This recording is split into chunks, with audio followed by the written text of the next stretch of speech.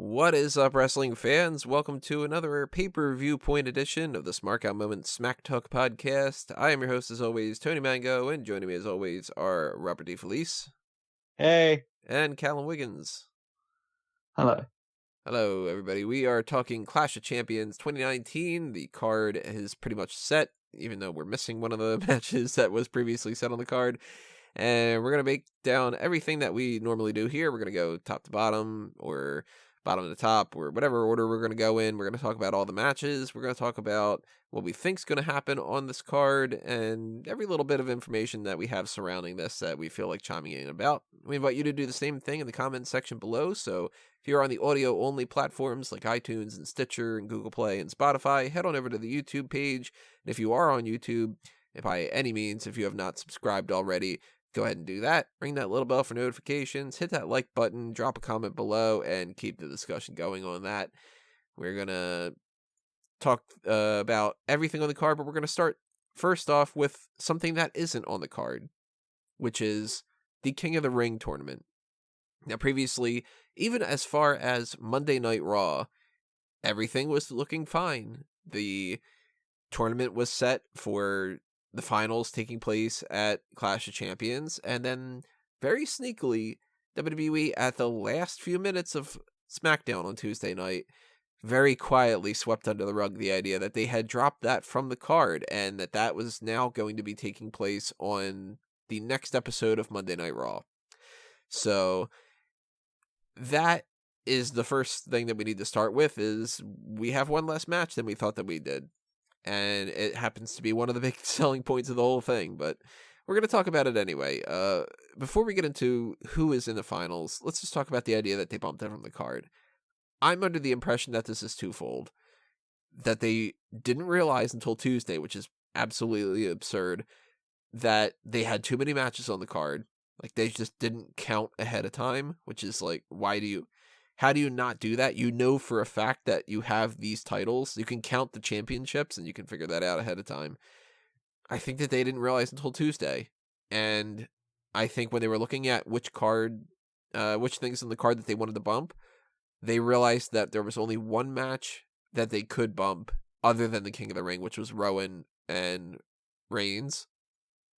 And that's too much of a priority for them. Maybe they figured that with the King of the Ring final being on Raw, that would be a draw for the ratings, and that it would be like a win-win type of thing. Like, well, that solves our issue with having too many matches on the card, and maybe people will tune in to Raw. But I feel like it diminishes the whole situation, and it makes the tournament feel like it's not as important anymore. How are you guys feeling about that? I think it's something that too many people will get butthurt over about the fact that it's not on the pay-per-view anymore. It's the overall concept is that more people are going to watch it because it's on Raw than anybody would watch it if it was on the pay-per-view. Like, millions more are probably going to watch it now that it's on Raw, as opposed to the few 100,000 people that still watch the pay-per-views all the time. It's just, I don't think it's a huge deal. I don't think it diminishes the tournament in any real stakes. It's just one of those things that has to be done in order to try and keep these pay-per-views a bit more concise, because I'd much rather it was on Raw and given time to breathe and tell a good story for the final than just be a bit of a rush job on the pay-per-view because there's already 11 matches on it. I think it diminishes my personal view on the pay-per-view because I was looking forward to this. But I've come to the conclusion that it was our own assumptions that said this would be on the pay-per-view because it's a logical move, but they never actually said King of the Ring will wrap up at the Clash of Champions pay-per-view. I'm pretty sure they did. They never did. I mean, I don't remember specifically, but I kind of remember them saying something like, and I'm going to go on the Clash of Champions and win the King of the Ring tournament, or something like that. Well, I have some advice to people that were looking forward to it being part of Clash of Champions. You're still going to get it. It's just going to be the day after. Yeah, the card is always subject to change, too. It's something to keep in mind. But I just feel like this tournament would have felt more important if it would have happened at that, because then it would have been the equivalent of a title match. And now that it's just happening on Raw, it's just another match. And it definitely diminishes the moment. But I think Callum's right here. More people at this stage in the game watch Raw than watch the pay-per-views. So it might end up being better for whomever wins. And along the lines of, due to the fact the card is so crowded, it would be just lost in the shuffle on the pay-per-view. Where in Raw, you could really build it up over the course of the episode. You can make it the main event. It's in Madison Square Garden, which I assume is also part of it because they're hoping to draw a crowd because it's still not sold out. Wait, what? They're going back to MSG? Huh? Yeah, it was 2 weeks. I thought it was 2 weeks worth. I don't think so. If that's not the case, then it's essentially it's. I think they're still trying to draw ratings, especially because football season has started now. So they need something that's going to draw crowds and draw eyes to the product. Because even with Stone Cold Steve Austin appearing and all the other stuff, this episode of Raw was the, I think, second lowest in history for a non-holiday show. Yeah, it's not Madison Square Garden. They're going to be in the Thompson Bowling Arena in Knoxville. Yeah, I must have gotten confused between like the fact they did both Raw and SmackDown in MSG. So yeah, but it's just So if the ratings are already this bad and that had Austin and a load of other bells and whistles attached to it, then they're looking at a potential sub 2 million number come the next week or so.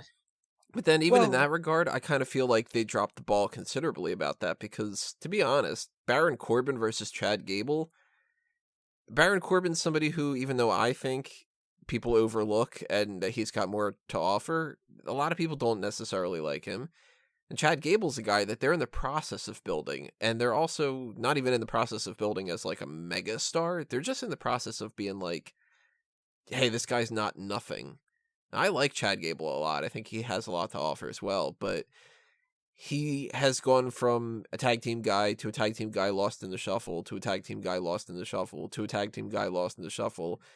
And now his big thing is like, he's this little underdog dude that they're literally calling Shorty. And that doesn't strike me as the type of thing that people will be like, oh man, I can't wait to tune into Raw tonight for the first time in a while after not watching because of Corbin versus Gable. You know? I think the idea is the people who are going to watch Raw were probably the ones who were excited about this anyway. So let's hopefully build a new star or add to Corbin's resume, and let's just kind of get what we can out of this and move on. Which is a shame, because that's, if they're already kind of being like, let's just do what we can and just fucking move on, then it's like, well, then you suck at the King of the Ring tournament. You ruined it, you know? This should be something that's like a big, monumental, could make a lot of people, could especially make the King of the Ring, could make us like a real interesting thing going forward. And if they're at a point where they're like, let's just get it over with, then what value do you have, you know? And that'll just be King Gable gets lost in the shuffle in 2 weeks, and King Baron Corbin is just, it's Baron Corbin, but he's got a crown this time.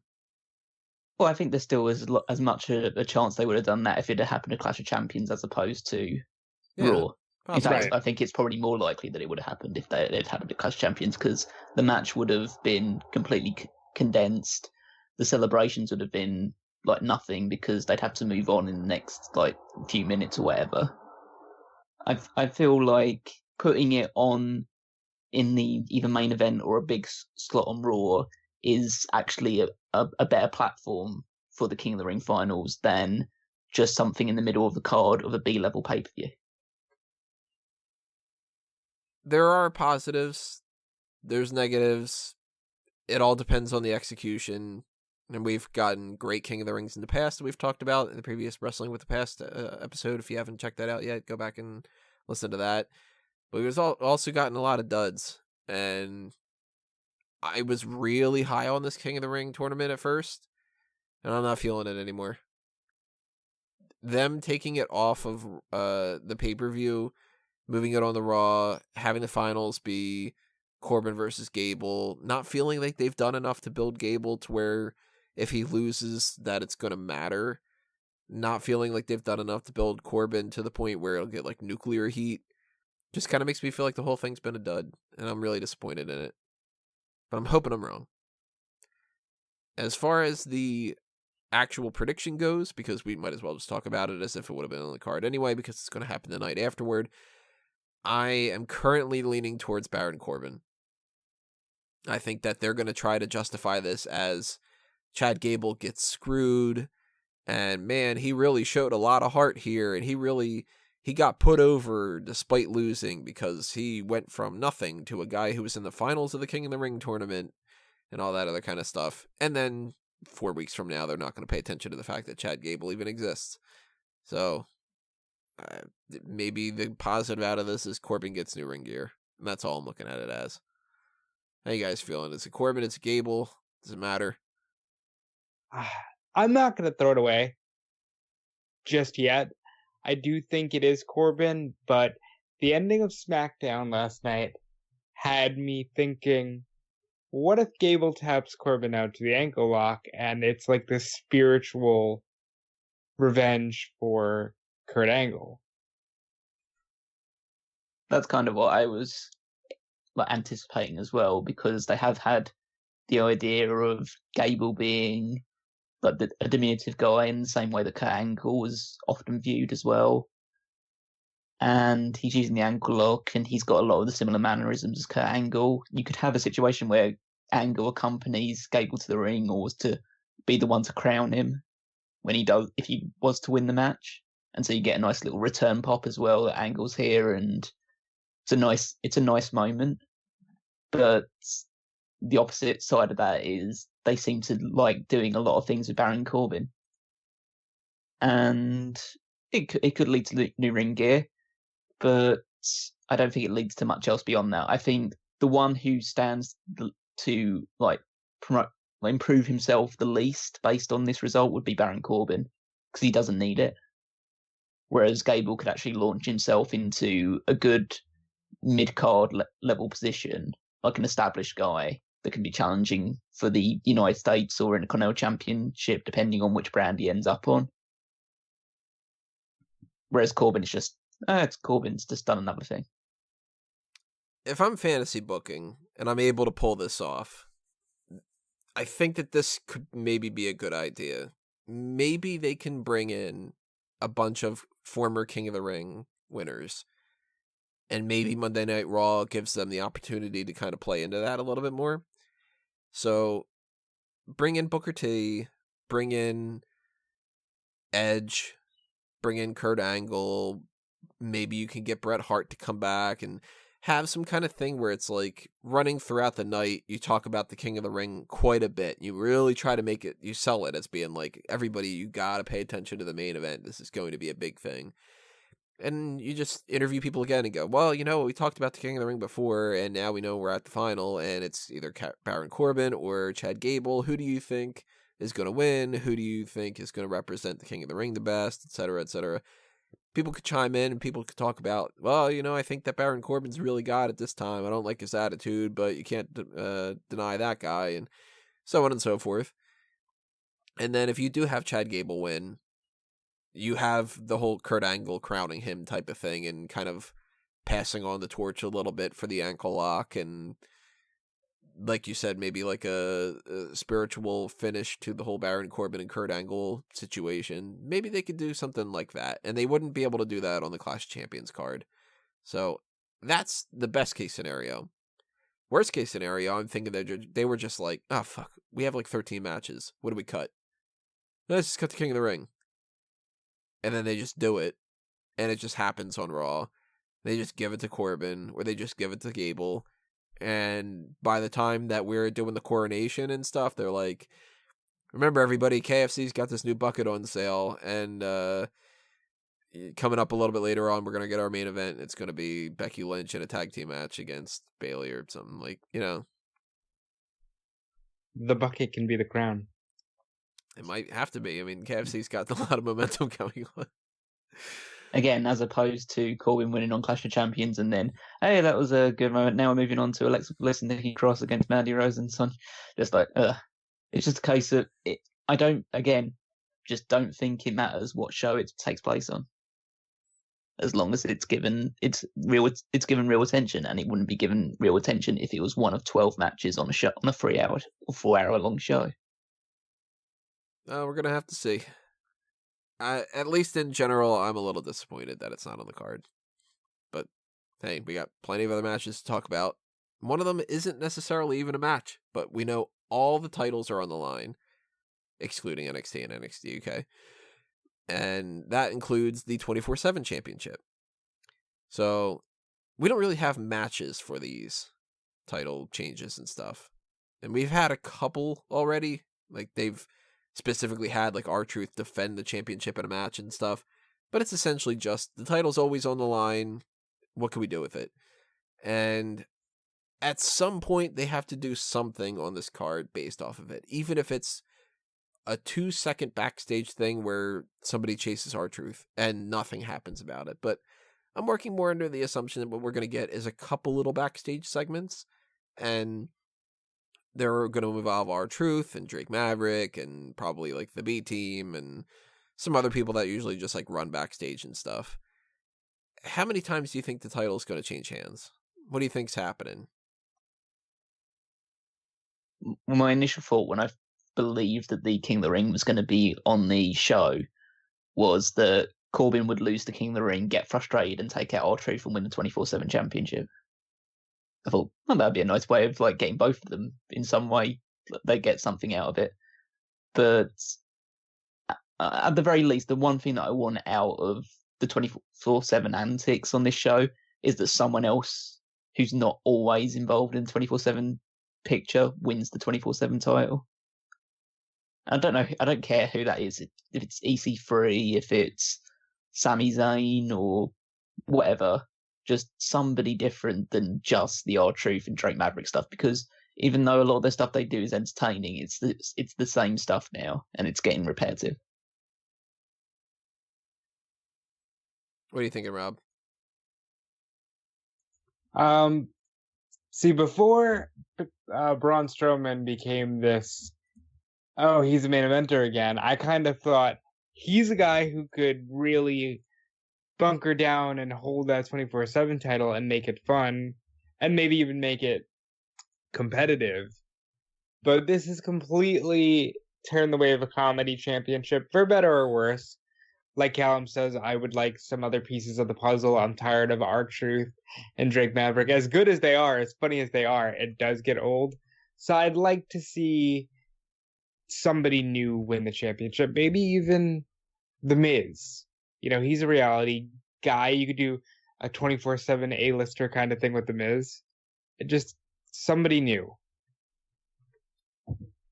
I'd like to see somebody new, but it all depends on the person. And I don't think that we're going to get anybody new. I think that this is basically going to be the same kind of shtick that we've been seeing. And, you know, maybe we get somebody new for a temporary thing. Like maybe they start the night off after like the second or third match with a little backstage segment. R-Truth is the current champion, at least as far as 4:00 on Wednesday afternoon is. Maybe they'll do something, you know, some social media thing or something. I don't know. But, I kind of imagine that they're going to do, like, he and Carmella are running around throughout the whole pay-per-view, and Drake Maverick gets a pin on him, and if there's some kind of celebrity, or maybe they get somebody to kind of be like a legend backstage or something, maybe they can kind of play around with that a little bit, but it wouldn't shock me at all if this goes from R-Truth to somebody, Drake Maverick, somebody else, maybe something kind of like some big circle where it all ends up back on R-Truth at the end of the night. I could see there being 4 or 5 title changes. Couple different segments. Or they might just like crap it out. They might just be like, you know what, we don't have enough time for all that. We're going to do one. And it's just going to be one quick 2-minute backstage thing where Drake Maverick wins and that's the end of it or something. I think R-Truth could come out and do an open challenge. I think that'd be that fun. They could play around with a lot of funny ideas with the idea that he keeps calling this championship other titles. I mean, he's said like the 365 24/7 TV European Championship and all that other kind of stuff like that. I think that would be kind of fun for him to come out there multiple times and say that he's got these other different championships and it's Clash of Champions and all the titles are in the line. So right now he wants to defend the European Championship, and right, 5 minutes later, it's like, well, now I need to defend the hardcore championship. And that could be fun. And I think that they're not going to get a chance to do any of it. I think they're going to be like, well, we're rushed. We want to give an extra 5 minutes to Roman Reigns and Eric Rowan, or we got to spend more time on video packages talking about the Randy Orton feud, or, I'm not having high hopes for it. Lots of potential. Don't think it's going to work out. But if you had to guess who's walking out with the championship? R-Truth. Yeah, R-Truth as well. Yeah, I'm also going R-Truth. Okay. If we all do R-Truth like that, who do you think's number 2 option? Because I don't think it would be Drake Maverick. I think it'd be somebody weird. Maybe like maybe Sami Zayn. I'd have to see the whole roster list. I'd kind of like it to be one of the Street Profits. Yeah, they're going to do something. Yeah, they're doing a little thing where they do where they run down the card or what's coming up towards the end of it, or recap what's been happening, and just Drake Maverick, who's won the title, just runs into them and says, and they pretend that they're going to celebrate with him for a while, and then Montez Ford just rolls him up and they leave with the title. That'd be fun. And if I had to predict somebody new, I think if she's healthy, and I don't know, but I think it's time Carmella swerves Truth at least once and gets that title. Or maybe, if you want to get around doing the whole her turning on Truth thing, maybe that's the type of thing where it's like there's some big confrontation backstage between Drake and Renee and Carmella and R-Truth, and throughout the whole scuffle of the whole thing, it ends up being like Carmella pins Drake and gets the title, and R-Truth is now like trying to hop on her back. You know what I mean? Like the opposite of Carmella hopping on his back. Like they could play. This is a fun championship. They have lots of options they can do. So. Who would have thought that would be the one thing from the mixed match challenge that would be given legs? Right? Out of all the stupid dance break things, and they slap an ugly, hideous championship on them and say, none of this matters, go have fun. And it ends up being like, wow, this is easily fun. One of the best things that's happened this whole year. Like, that's crazy. This is a side thing, but I kind of want to talk about it now that I'm thinking about it, and it just popped in my brain. We've had Night of Champions for a bunch of years. It started out as Vengeance Night of Champions, became Night of Champions on its own. Now it's Clash of Champions, which is an old WCW pay-per-view. But what do you guys feel about this concept? Because this idea of every championship is on the line, clearly at this point we have too many titles, and they're not able to sustain themselves. I've always thought the Clash of Champions sounds like it should be more of the Survivor Series concept, the whole like champion versus champion, they clash kind of thing. Does it still serve its purpose in 2019, or is the wild card rule screwing it up and the brand split screwing it up? Too many titles? Like, what's this whole perception of Clash of Champions that you guys are feeling? It's just the name of a pay-per-view. That's how I react to basically every pay-per-view name. It's just the name of a show. As far as the gimmick, I think the Night of Champions name is a little bit better, like a smidge, just because Clash of Champions is a play on an old WCW thing, and it does make you think of more champions fighting than you think. Night of Champions, this makes sense. Everything's on the line. I like the gimmick in theory, especially when you have just an obnoxious number of championships, because it forces everybody to at least get a little bit of airtime. But I could take it or leave it. I think at least nowadays it's not like a given that every title is defended on every show now, because there's just too many of them, and some of them just get forgotten about or not represented as much. I mean, how many times has the women's tag team titles been defended on pay-per-view? How many times is defended, period? Yeah, exactly. 7, something like that. If you were going to place this at any point in the pay-per-view schedule and try to find the best calendar spot for it, you think that this works post SummerSlam before Hell in a Cell? Because I kind of feel like that's maybe a good spot for it. It's a little too close to Hell in a Cell right now, because Hell in a Cell is coming up at the beginning of October, so that's just a tight window. But if Hell in a Cell were to come, I mean, I don't like Hell in a Cell. I wish that would go away. But the idea that this is like a post SummerSlam type of thing. The only other time of the year that I think that this would work better is maybe the pay-per-view after WrestleMania. But then again, all those titles are pretty much on the line as it is. So I kind of feel like this is maybe the best point of the whole thing. I like it in June. I like it as the kickoff to the summer, and it feels like a prestigious event that you can have fun with going into the second part of your year. I also feel like it was better in June before Money in the Bank became a pay-per-view. I think the issue now is that almost every event has some sort of gimmick attachment to it, I think outside of what this year's Stomping Grounds. So it's hard to really place it on a calendar that's already a mess as it is.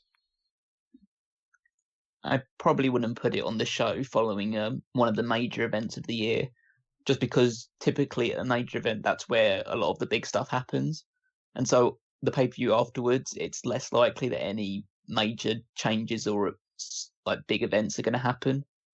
So it just feels like, okay, so this is just going to be either a mixture of rematches or title matches that don't mean anything because they're just being defended against the next guy down the line, as opposed to it's not like an arc or a culmination to a really long standing feud, because probably the long standing feud was somewhere between WrestleMania and SummerSlam, whereas this is just the start of another one, so it's very unlikely that any major title is going to change hands.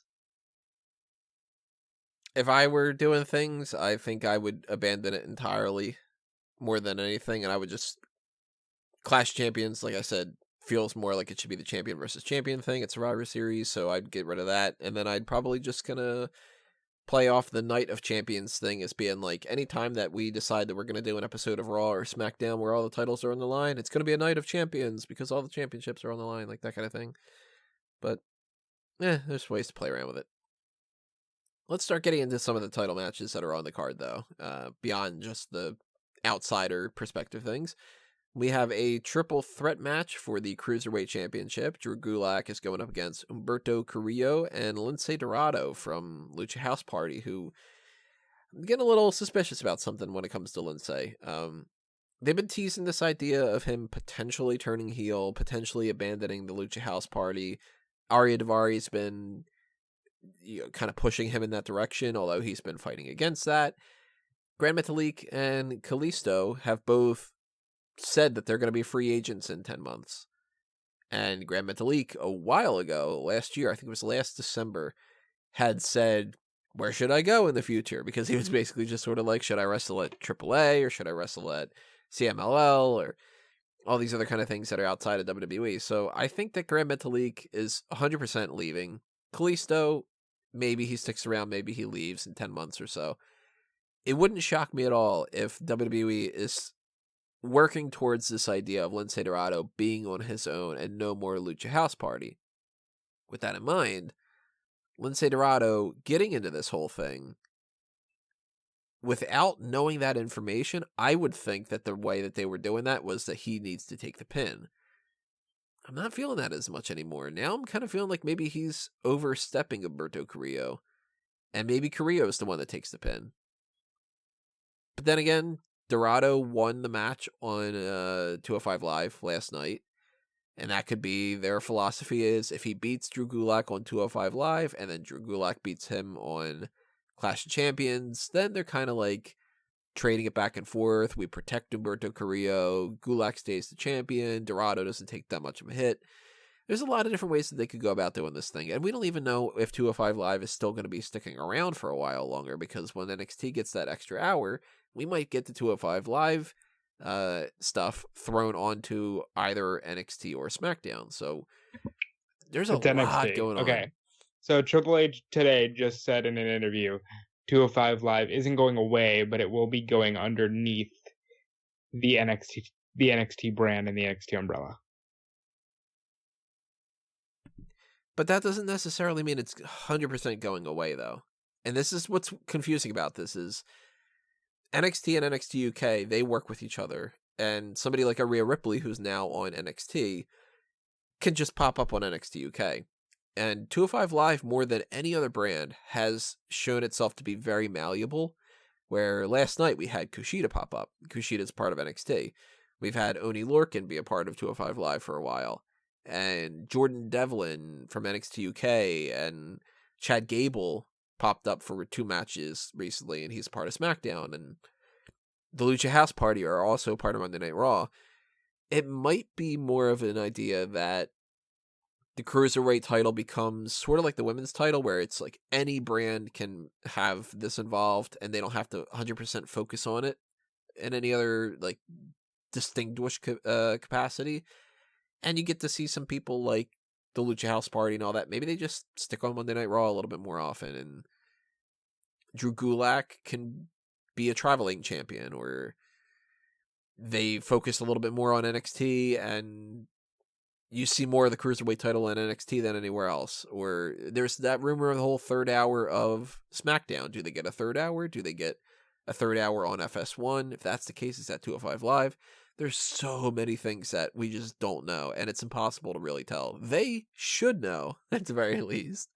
Who knows if they really do know, but this could be a completely different ball game in a couple weeks. You know, by the time October comes along and we get that SmackDown thing, we could get no more 205 Live, and Drew Gulak might not need to be the champion anymore because we might not even have a Cruiserweight Championship or something like that. It's all just you throw your hands up and go, I don't know. So I guess let's treat it as if it's just going to stay the same that it is. And then in that capacity, I got to say that Drew Gulak retains. At the very Gulak least. is retaining. I don't see any reason to not have him retain. I think the brand goes under the NXT umbrella. I think they flourish with the Full Sail crowd. And I think all is right with the world.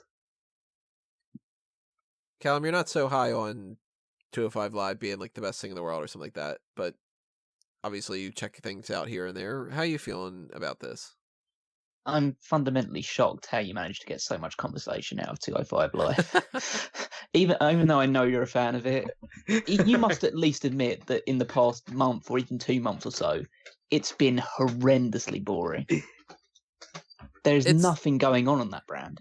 Nothing at all. This brand went from being one of the most entertaining and easy to watch things to being something that I can see why people don't watch it. I mean, they now it's gone to a formula where they put on 2 overly long, shitty matches. Well, they're not shitty, but it's just like nothing happening matches with no crowd reaction every single week. Oh, the crowd reacted to that baby in the crowd. Drew Gulak's very entertaining as a champion, but he just isn't doing. He doesn't have anybody to really sink his teeth into with a feud. Right. Because it was Tony Nese, and they realised pretty soon the babyface experiment was a complete failure, and so they've turned him back heel and aligned him with Drew Gulak. And now these 2, like jabrones, Humberto Carrillo and Lince Dorado. Dorado's only in this situation because Kalisto's injured. And Humberto Carrillo is somebody who they seem to have a lot of time for, even though he's incredibly bland, other than the fact that they probably think that he's good looking. And they think, oh, that'll do, because he's got like this nice baby face appeal to him, even though he's just as bland as anything, really. And I can't get excited for this match. The match will be good because the people involved are all good, but I'm kind of looking forward to the idea of 205 Live dying. They keep hold of the 4 or 5 people that are worth a damn, and they flourish in NXT, and they get rid of the other ones to the independent circuit or Mexico or AEW or wherever. Because I can't think of a wrestling experiment that they've done that's gone as badly for this consistently long, other than Superstars and Main Event, than 205 Live. Oh, there's no comparison. Main Event and Superstars, when it was still around, is significantly worse than 205 Live is. Well, yeah, that one didn't have any storylines attached to it, and anything that was worth a damn just is gone. But considering how hot this product was when it started out, the Cruiserweight Classic, it's so far removed from that it needs to go away, just for the sake of all the wrestlers involved with it, because being associated with 205 Live is pretty much a death sentence to your long-term credibility in terms of the eyes of the fans. Is that a shot at what it means to be under the machine, though? Because I've seen this comment put out there before. If it was the exact same guys, but you call it Wrestling 205 and it's an indie run by some guy in Philly, this would probably be one of the more sought after brands. But because it's under the WWE umbrella and you're trained to think, well, cruiserweights don't mean shit in WWE, it's just a throwaway thing. That being said, I also am wildly shocked that we've gotten this much mileage out of 205 Live. And I actually have a couple more things to talk about with it. It's what's funny about this. So I think we give it a shot as a full sale promotion and a full sale brand. So I'm looking forward to the future of 205 Live, actually. I think if you are taking this in as an indie thing, it's a big fish in a small pond scenario where these guys stand out and it's like, wow, we got to sign all these guys because they're amazing. When they go to WWE, it's very clear that there's a hierarchy. It's always been the same kind of thing. It's always Monday Night Raw is number 1, SmackDown is number 2, NXT is number 3. Everything else falls by the wayside. And when you force them into WWE, we don't force them. WWE tried to do something with this for like a couple weeks until they decided that they didn't give a shit anymore. But when you are in the WWE bubble and you're very clearly at best the 4th brand, then people just go, oh, well, you don't matter. Now, you bring that as a secondary thing to AEW, you do literally the exact same matches and the exact same roster and all that, people will go nuts for it. It's just big fish and small pond. But I want to very, very quickly, of course, because we got other matches to talk about, since we're talking about this kind of stuff, we might kind of break this down a little bit more into detail next week. It depends on what they do. We're not sure exactly what our main event is going to be next week, and right now we're working on the assumption that we might do some kind of post-NXT review on Thursday and kind of talk about the future of NXT and stuff like that. But just to see if our perception changes before we know anything about how NXT is going to work, I'm going to run down the roster, and I want to get your opinions of where these guys should go if we get rid of 205 Live. So they can go to NXT, NXT UK, Raw, SmackDown, or they can just be released. Akira Tozawa. Bye. Yeah, released. I say you put him on NXT. Arya Daivari. Bye. Released. I'm going to lean towards NXT UK for some reason. I don't know why. Brian Kendrick. Trainer. SmackDown. I'm going to go Performance Center, NXT trainer, that kind of thing. Drew Gulak. Either one of the main rosters. He's definitely more than proven himself. SmackDown. Totally SmackDown for me. It depends. Maybe you put him on NXT to make him work with a lot of great people, but if you can dedicate the time to him on SmackDown, SmackDown's the way to go. Gentleman Jack Gallagher, NXT UK. Yeah. we all know that one. Humberto Carrillo. NXT. NXT, give him another chance, I guess. NXT put him in a tag team with Raul Mendoza. They had that tag team before, Dynamax. Mike Kanellis. Raw. Yeah, I'd say Raw. Maybe NXT. Raw if necessary, as a jobber, if not released. I'm just not big on Kanellis. Oney Lorcan. Anywhere. NXT with Danny Burch. Or NXT UK with Danny Burch. He can be utilized anywhere. I'm going to go NXT as well. The Bollywood Boys, or the Singh Brothers, whichever one you want to call them. Jinder's coming back. They're going away anyway. Yeah, I assume either pair him back up with Jinder Mahal or release them. Fully agree. Pair him back up with Jinder Mahal. If not, put him in a tag team on NXT. Tony Nese. NXT for me. This is mean because I've seen him wrestle live, and I think he's really good. But for the life of me, I just don't care. So released. Yeah, I feel the same way. He's technically great. He's got zero personality. And so I don't think they can teach him to have a personality in NXT. So I'd release him and see if he can develop one on his own. 205 Luger. I think he should be paired up with I'm blanking on his name now. Dan Matthews' new name. What is it? Dorian Mack? Yeah, Dorian Oh, Mack. so you would put him in the Outliers? He and oh god, I'm blanking on his name too. Jesus. Robert Stone? Not Riddick Stone. Moss? Riddick Moss, yeah. I was gonna say Rich Holland, but that's Luke Menzies. Make a stable out of them, the three of them. Tony Nese and No, fuck it. There's MLW, there's Impact, there's so many other places to go. Go be a big star somewhere else. He's great in the ring, and I think a lot of companies would love to have him, but I just don't care for him under the WWE umbrella. And Lucha House Party. Where's Kalisto? Well, he's injured. Oh, okay. Yeah, they all want to go, so go. Yeah, Dorado might stay, it seems. well, the two that are going can go, and the other one can also go, because they're just. I mean, what's Lince and Dorado going to do on any of the brands? He's I going like to Dorado enough to at least have him be a part of a tag team or something like that. I don't know. I don't like seeing people go all that much, unless I was like, not really a big fan of him. The final person is Drake Maverick. We can just be a manager on Raw and SmackDown, or continue what he's doing with the 24/7 title. He's got more of a purpose there than he does as general manager of 205 Live. He should be managing EC3 technically, really. There you go. Yeah. That's my answer. Yeah. Pair him up with EC3. That's 100%. Or they should be a tag team, because I don't actually think that Drake Maverick should be out of the ring entirely.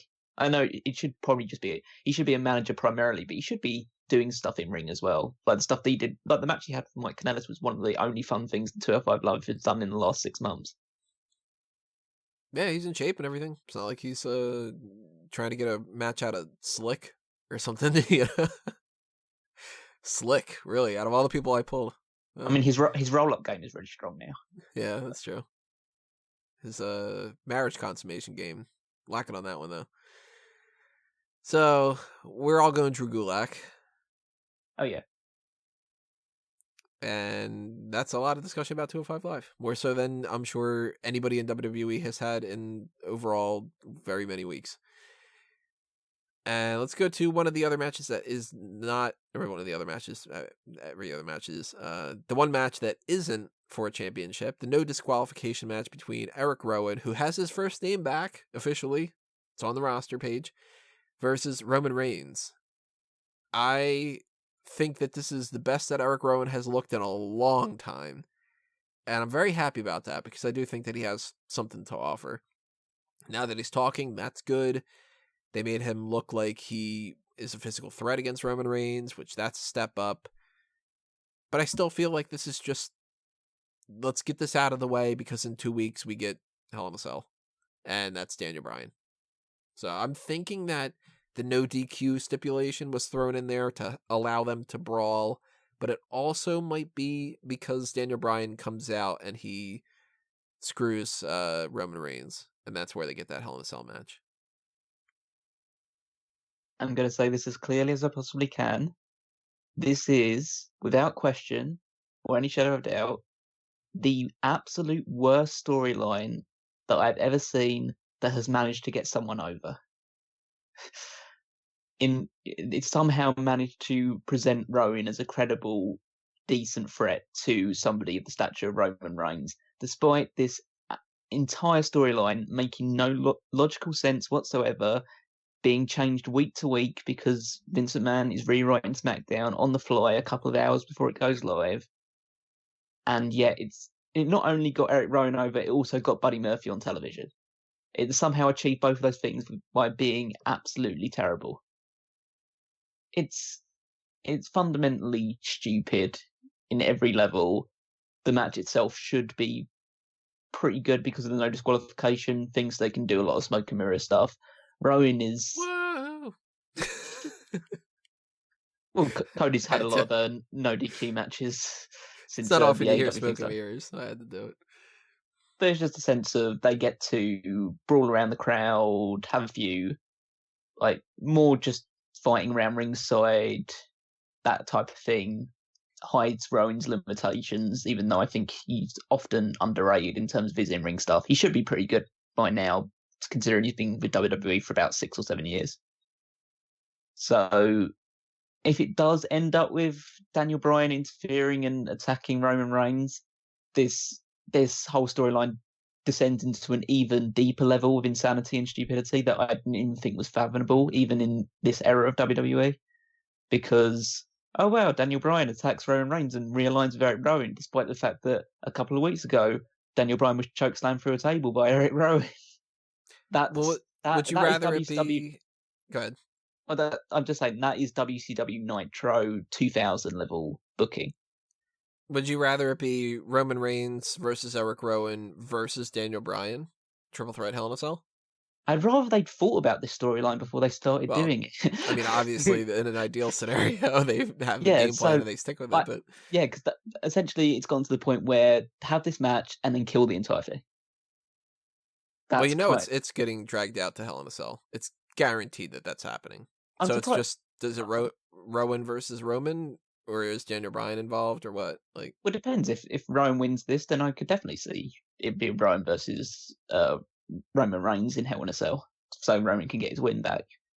But if Roman Reigns is to win this one, or is to be screwed out of it, I mean, if he gets screwed out of it, he still needs to fight Eric Rowan again to get the win back.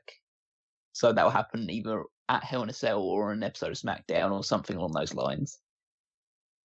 I think that the likelihood is that you'll see Reigns win this match cleanly and then be attacked by Daniel Bryan afterwards.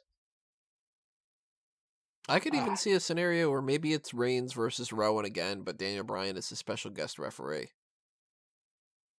That might even happen. I have no, because of how illogical the storyline is, I have no conception of what direction Daniel Bryan is going in at the moment.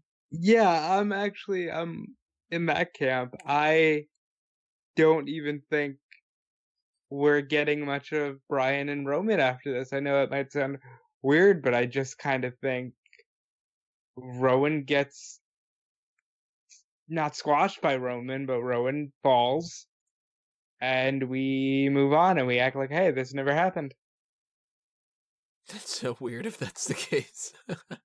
Hey, stranger things have happened, but yeah, it's so strange that they would be like, let's invest so much time onto this and then just be like, I don't know, let's just move on or whatever. But they've done it with plenty of other things. I'm gonna go with Roman Reigns loses this just from some kind of way that no DQ stipulation came into the mix, whether it's Daniel Bryan or it's like a weird spot. I don't know. It's so tough to say that Roman Reigns would take a pinfall. But I'll just, it's not like I have money riding on this. I'll go that Rowan wins. Why not? Can we all agree that Roman Reigns, since coming back from actual cancer, like, an actual I don't want to say Superman, but actual, like, wow, go you, has been booked just like shit? Oh, he totally has. Yeah, he's now, all that sympathy has been washed away, and he's just another guy on the roster. He's not even like the old Roman Reigns guy on the roster. He's now just a guy on the roster. It's almost like they skipped to the end of his run. Yeah. I mean, like now he's in that position that John Cena was 2 years ago. Yeah, he's now in a terrible position, which is he is the focal point of the show, but he's nowhere in the title picture. So he's still prominently featured, but he's taking shine away from the people that should be prominently featured because he's got nothing really going on at the moment besides this storyline, which is just a nothing, confused, convoluted storyline. Whereas he should be either in the title picture, so he should be featured prominently, or in a much better feud than this. How weird is it that we're in an environment where it used to be that, like, somebody was built up as being like, well, this person's going to be the next big thing for a couple of years. And we had, for some reason, Yokozuna is like always my go-to option. Like Yokozuna, his entire run was only like 4 years. That's like it. and he's like Hall of Famer, and everybody remembers him and all this other kind of stuff. And The Rock was not around for 20 years, and Austin didn't have his big run for 10 years or anything like that. So we're in this weird situation where like a lot of people are around for a much, much longer amount of time, and people can still even refer to them as being like, well, they're just getting started and stuff. And you mentioned Eric Rowan's been in the WWE for like 7 years or something like that. It's like, that's longer than when Austin was on top and everything. And he's still a future legend, but like, this is our fault. You know that, right? Yeah, it totally is. It's a situation. You stay for twice as long and make half the impact. Yeah, and it's like, that is also on the flip side with Roman Reigns, where last year, before the whole leukemia thing, he was very much still in that echelon where they were like, we want him to be the guy for the next big chunk of time. He goes away with the leukemia, he comes back, and they're having interviews where he's saying, I think I've got 5 more years left in me. And it's like, really? That's what John Cena was saying 2 years ago, and he had spent 10 years on top. And like, it's just sort of like, what the hell, like, how did everything just flip-flop, where Dolph Ziggler says that he wants to be the next big thing for 12 years, and somebody like an AJ Styles is like, yeah, I got like a year left in me or something, and you're just like, what the hell? Like, it's so weird. So it's like, do you put over Eric Rowan because he'll be around for the next 15 years? Or do you go with Roman Reigns because you want to get the best out of him until he leaves for Hollywood in 2 years? Like, that's insane. I hate that WWE is this wildly accepted stepping stone to Hollywood. And I agree with everything you just said. It used to be like Stone Cold Steve Austin, even though he was only on top for 5 years, wrestling is what he wanted to do, and he only stopped because he physically couldn't. The thing with Reigns kind of already saying, well, I want to get back to the business and kind of wind down in a couple of years. I don't know. It's just not my favorite thing to be seeing from a guy who 100% should have been built to have a John Cena-like run and is already kind of 1 foot out the door. It's weird. That being said, Eric Rowan, he doesn't need to go over here. I don't feel like he'll be a big deal in January. I think this is just a very awkward holding space for Roman Reigns before WrestleMania season comes around. He's like, I'm winning that Rumble because it's one versus all, and I came back from cancer.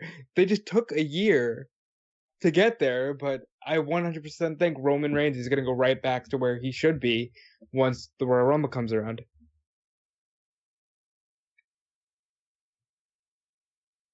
Any other thoughts, Callum? I don't know. I kind of like feel like we've completely just gone off piste on this topic. Like I'm listening to everything you guys are saying, and I kind of think, what did we start talking about to get to this point? Eric Rowan and Roman Reigns, and okay. Oh yeah, we start. Oh yeah. And Roman, what are they doing with 205 Live? yeah. Just say Roman wins, and we can move on to something else. So let's backtrack again. Talk about King of the Ring. Yeah. I gotta say, Tony, this is one pay-per-view that I'm surprised, but you are very talkative about this. I got lots to say and a stuffed up nose to be able to try to get it out. I don't have a lot to say about this, though. The Women's Tag Team Championship match. It's Alexa Bliss and Nikki Cross, who still doesn't have a tag team name, against Fire and Desire, a.k.a. Mandy Rose and Sonya Deville, who they very quickly just became the number 1 contenders because WWE realized, oh, fuck, we got to put that match on the card. How do we do that? I don't know. Have somebody beat the tag team champions, then they're number 1 contenders. They did that with something else, too. We'll get to a little bit later on, but this is the most throwaway match on the entire card. It doesn't matter. It's not going to factor into anything. It's not going to be a long match. It's not going to be great. And it's just going to be Cross and Bliss win. Yeah, it's pretty much encapsulates it. I think that this would have had maybe slightly more impact if they hadn't had Alexa Bliss and Nikki Cross defeat Mandy Rose and Sonya Deville on a throwaway episode of Raw a couple of weeks ago.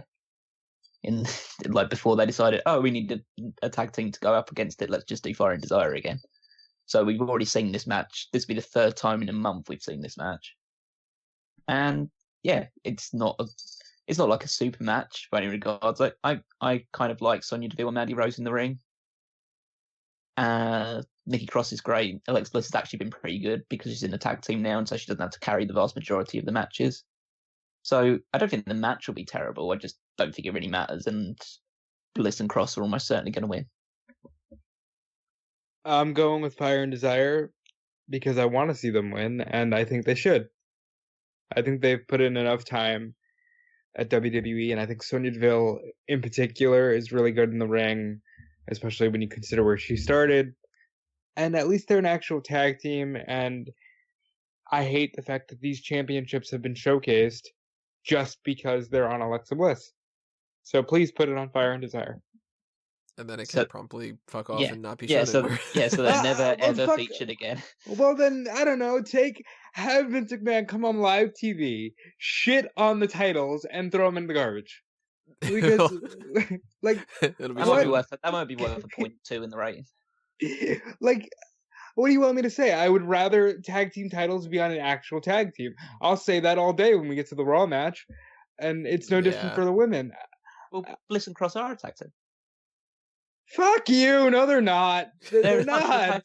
They're as much of a tag team as anyone else on their roster right now. They're more of a tag team than Ziggler and Roode. Yeah, I mean, they're unified. They're working together. They've shown no signs of discontent since winning. Fuck it, let's move on. I hate this match. I hate these titles. They were brought in to appease people who would later go on TV and in character, because I'm sure that's the excuse they'll use, say that the titles mean nothing. So fuck it. They mean nothing. Let's move on. You know, it's a shame that Alexa Bliss's finisher is called Twisted Bliss, because that would be the perfect tag team name for them. Yeah. I still think Bliss Cross is good. Just because I like the clap your hands thing afterwards every time I say it. What? The clap your hands thing? It's like crisscross and the cha-cha slide. Bliss Cross. Yeah, the cha-cha slide, yeah. Everyone clap your hands. Completely went over my head. I'm thinking if you're happy and you know it, Bliss Cross. I'm like, what? I wonder why that's the song that you went to. I don't know. My brain works sometimes. See, that's the sort of song you hear at like a kid's disco when you're 4, whereas my one is the one you listen to at kid's disco when you're 9 or 10. Yeah, I was going to say 9. Now I got the Electric Slide in my head and a bunch of other songs, so I got to get that out. Let's talk about the Intercontinental Championship. Shinsuke Nakamura, if you don't remember, is the Intercontinental Champion because every time they put a belt on him, they promptly have him just not really do anything for a while, and then they wait until like a little bit before the pay-per-views, and then they go, wait, he's champion. Let's do something with him. He is partnered with Sami Zayn, at least for a mouthpiece, and they're going up against The Miz. And I feel like this is totally going to go to The Miz, and it's only really a question of does he win the title here or does he win the title at the Hell in a Cell? And this is where we're going to start getting into something that we're going to have to refer back to a couple different times, but I think that this is a big factor, is the brand split is going to change, and we're going to get this draft, supposedly. It hasn't been 100% confirmed, but it seems like it's going to happen around the beginning of October, and probably after the first episode of SmackDown, after they do the whole, like, let's get as many people on that first episode as possible, then we'll do a draft. And right after that is going to be Hell in a Cell, and then right after that, you know, a couple weeks later or whatever, is Survivor Series. Survivor Series, we can assume, is still going to be Raw versus SmackDown, and that will continue on with the champion versus champion thing. To jump ahead a little bit, I'm thinking AJ Styles keeps the United States Championship, and AJ versus The Miz is a match that they can actually book on the Survivor Series card, as opposed to the other alternative, which is either Cedric Alexander or, this is going to get into a lot of different things we're going to refer back to, Braun Strowman as United States Champion against Shinsuke Nakamura, just doesn't strike me as a match that they would really care about. Now, they could always change titles and they could change them the week of Survivor Series if they change their mind. And the way that WWE's been doing things for the past year and a half, they will change their mind about at least one champion. It's guaranteed. But I'm working more into the assumption that since they don't really care all that much about Shinsuke Nakamura, that they can put this title on The Miz.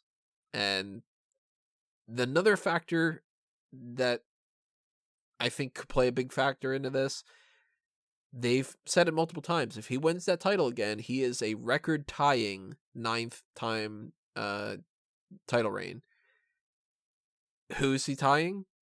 Chris Jericho.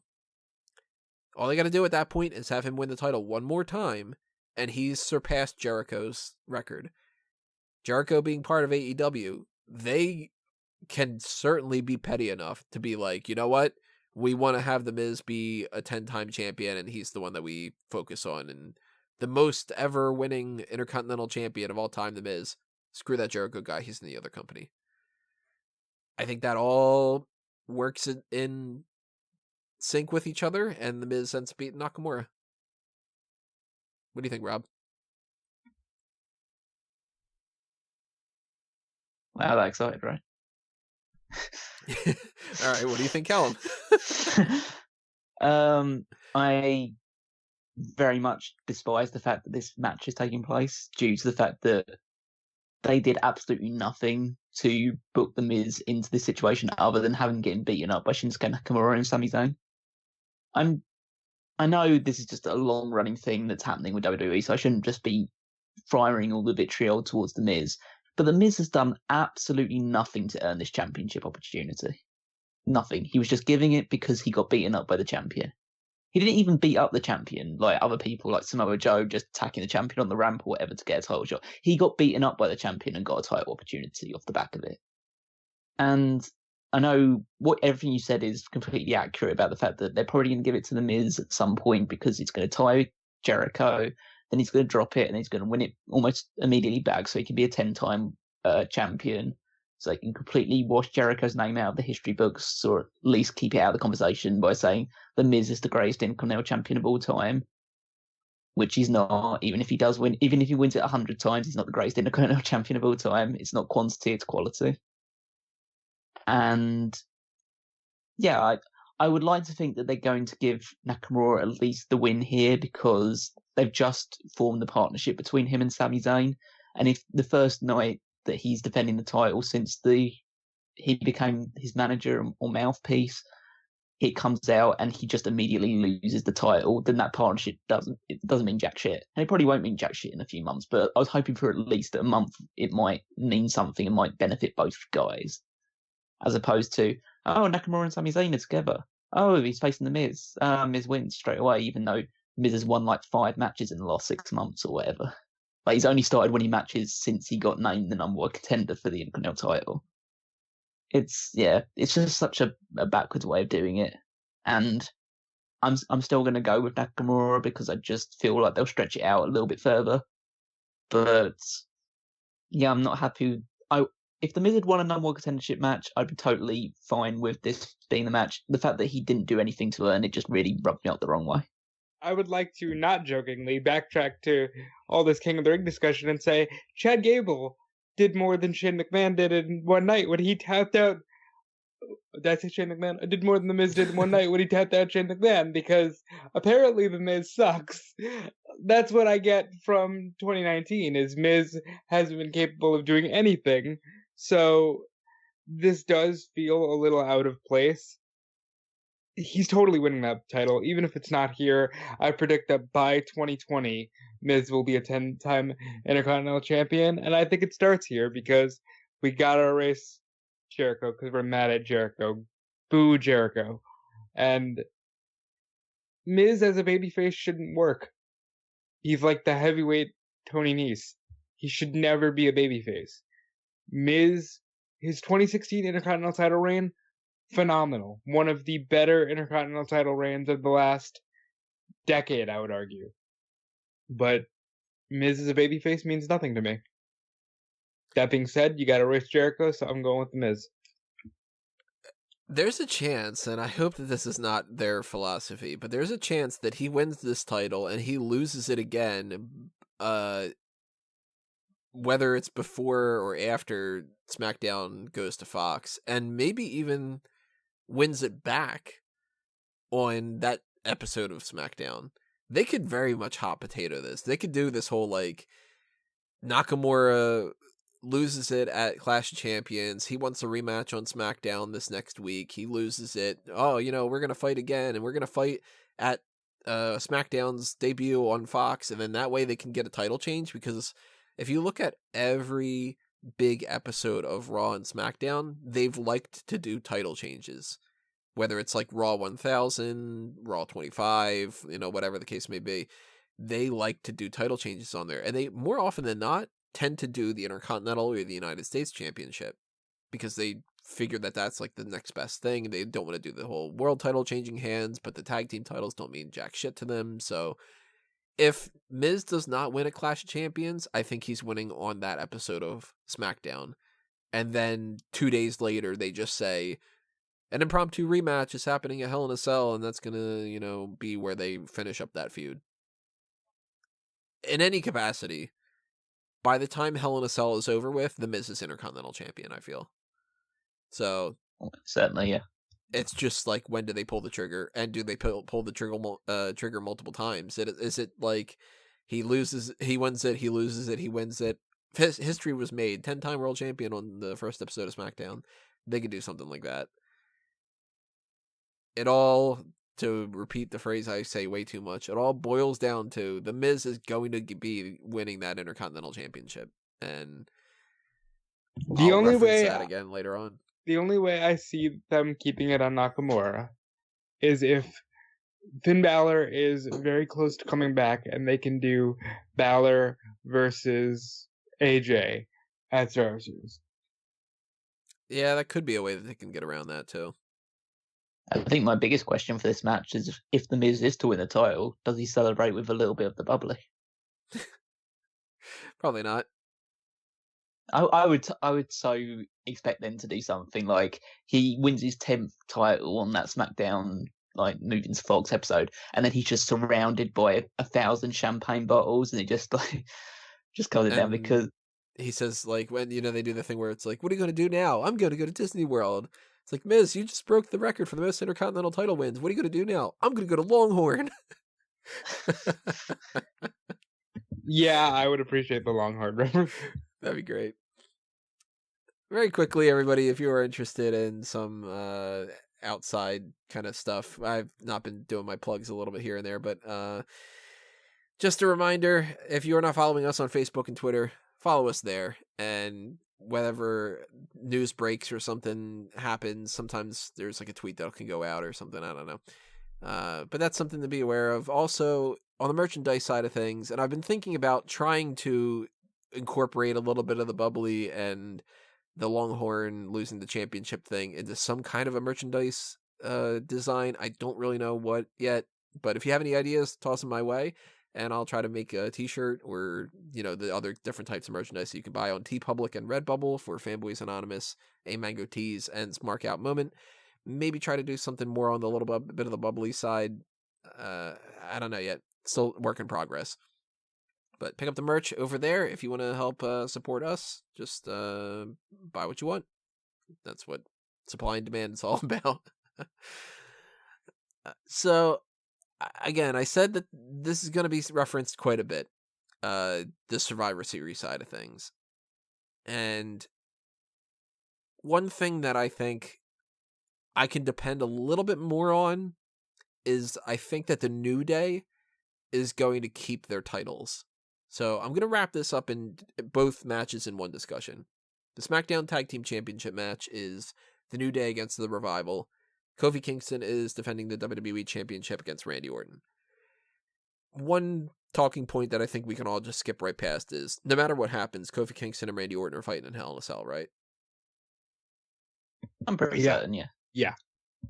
So, very quickly, do you think it's going to be Kingston drops the title and he has to win it back at Hell in a Cell, or is it just like a non-finish and they're going to finish their feud at Hell in a Cell and Kofi's still the champion? Randy's winning the title. I'd be really disappointed if Orton wins the title. Not because of my natural predisposition towards Randy Orton. I would be totally fine with Orton winning the title if Kingston had beaten him at SummerSlam. I just feel like there needs to have been at least one moment where Kingston banishes the demon surrounding his initial run with Randy Orton by just pinning him. All he had to do was pin him once in this feud, and then I'd be totally fine with it. But I'm not saying that Orton won't win, because I'm pretty sure he will win the title on this one. So that would probably be my prediction, because I think it's the more likely outcome. But I would hope Kingston can actually just pin him, and then Orton can win the title at Hell in a Cell. So you guys are both thinking that Orton's going to be the champion. Who do you think is going to be revolving around him, essentially? Like, is Orton going to be this figurehead on SmackDown that they want as the champion, and who's he fighting and all that? It will go to Reigns eventually. Roman beats Randy. What's wrong with that? Around what time? If not the Royal Rumble, then they wait till WrestleMania. Well, it will depend on if the draft does happen where people end up. You could get someone who's a big fish on Raw right now but just doesn't have any direction, and then just moves over to be on the SmackDown side of things, like Samoa Joe turns up and turns babyface or something. I mean, Kevin Owens is probably also, when he eventually comes back from his short-term firing, I assume, is one of their top babyfaces, so he could feud for the title as well. There are options for Randy Orton. I don't know when exactly Roman Reigns will win it, but with the WWE Championship, they have had a tendency to give it quite long reigns. Like Kingston's in his, was it fifth or sixth month now as champion? Yeah. Yeah, and before that, Daniel Bryan was 5 or 6 months as champion. AJ Styles was nearly a year as champion. Jinder Mahal was nearly a year as champion. They give, ever since Jinder Mahal won it, they give people that win the title really long reigns. So it wouldn't be surprising if Orton was to win it here and then hold it all the way to WrestleMania.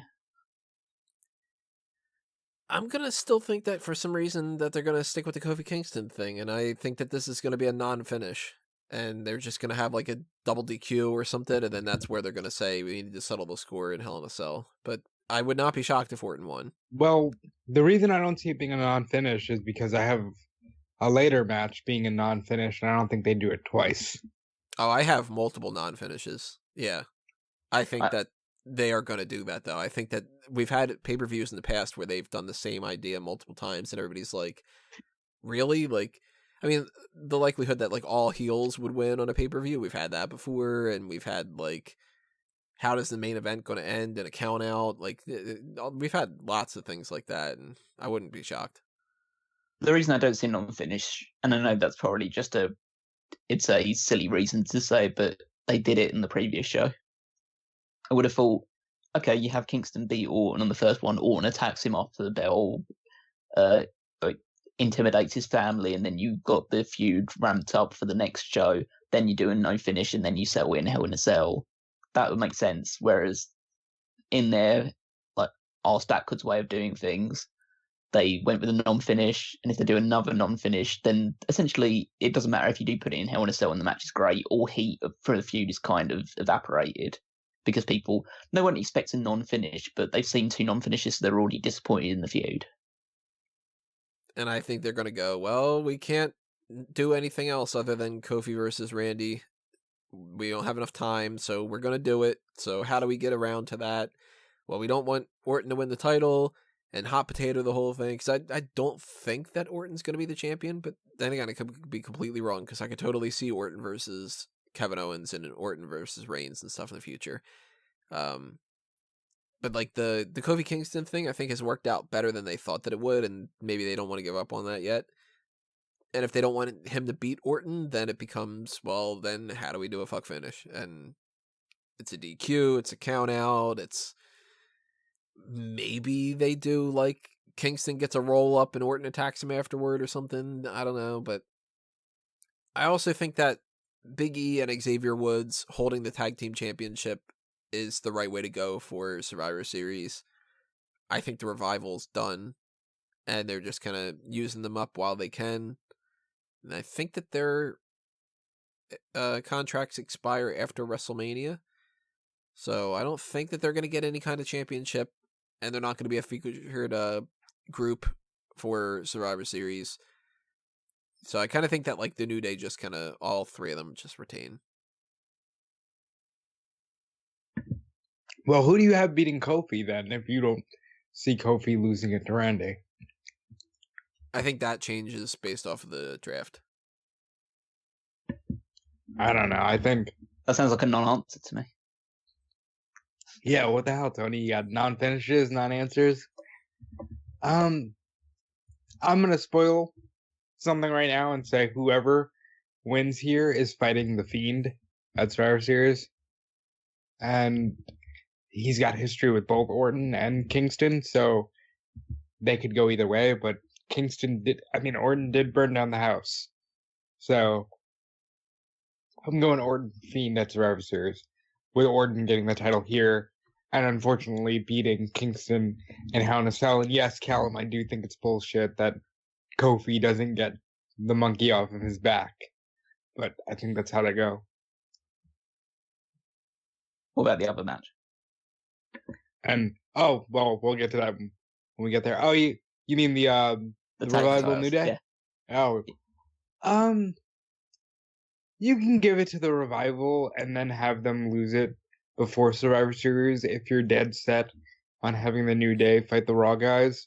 But I don't see a problem in giving it to the Revival here. Revival. I think it would make more sense if Orton was to win for the Revival to win as well. So that trio that they've developed gets all the gold for a while. And then eventually the New Day defeats the Revival for it and Orton stays with the championship for a while. I honestly, it's a bit of a toss of the coin really for me for the New Day and the Revival. I try not to take Survivor Series into account because frankly, I don't think they take Survivor Series into account until a couple of weeks before it happens. So why should I? So yeah, I try not to think that far ahead. I'll probably just stick with the New Day because it's the safer bet out of the two of them because they already hold titles. And it might be a case of this match will go on before the Kingston versus Orton match, most likely. So if they have the New Day win, then it makes it seem a little bit more. I don't know what steer it really has on it, but maybe they'll make it feel like okay, so they got one of the good guys got the win, and then Orton loses, and so it's a bit more 50-50. I'm going to reference this again multiple more times, but I'm just going to say the New Day being champions going into Survivor Series against a heel Raw Tag Team champion scenario, which I do think that Strowman and Rollins are losing those. We'll get into that in a minute. I think I got your answer for who beats Kofi Kingston, and I think it happens after Survivor Series. Brock Lesnar. You put him over on SmackDown because Fox wants Brock Lesnar, and you book Kofi versus Brock at TLC. Brock wins the title. See, if they're gonna do it, if they're giving it to Brock, then they're giving it to Brock on the first Fox episode. And no, that's they can't right do before that. Hell in a Cell. Yeah, I don't think they can do that now. Nothing is stopping. Well, hold on. Nothing is stopping this company from doing anything. I don't care if it's right before Hell in a Cell. They'll do it because they feel like it and because he's Brock Lesnar. But if you're gonna make an impact, I think that's how you do it. Yeah, and then you make the Orton versus Kingston Hell in a Cell match a number one contenders match instead. You could do that. That's not like that's out of the realm of possibility for them to do that. I think that's a little too convoluted versus the idea of Brock Lesnar just shows up on that SmackDown and he just beats somebody up or something. Question, is it more or less convoluted than there being two Eric Rowans? Thank you. That's exactly what I was going to say. Like, you want to revisit the Rowan storyline? The forklift? I think it's less convoluted, actually. Exactly. Like exactly.